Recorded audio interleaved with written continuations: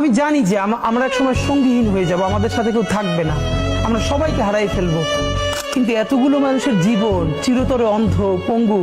কিন্তু এটা আমি অনেকবার বলছি, ঢাকা বিশ্ববিদ্যালয়ের মসজিদ থেকে নামাজ পড়ে বেরোচ্ছে, টিআরটি ওয়ার্ড একটা ছেলেকে ইন্টারভিউ করবে, জুলাইয়ের আহত। আমাকে দেখে ওনারা কথা বলতেছে, তখন ছেলেটা শুনতেছে যে আমি এসছি।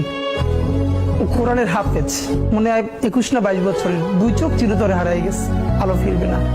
তো আমার কাঁধে হাত রেখে বললো কি যে হাদি ভাই, আমার সপ্তাহখানেকের জন্য আমার একটা চোখে একটু আলো ফিরিয়ে দেওয়া যায়। আমি বললাম ভাই 1 সপ্তাহের জন্য কেন? বললো ভাই অন্তত আমার মারে আমার খুব একবার দেখতে মন চাই। আমার মা আমার অনেক নিষেধ করছিল অন্তরণে যাইতে, আমি ফিরে আসার সময় মারে দেখি নাই।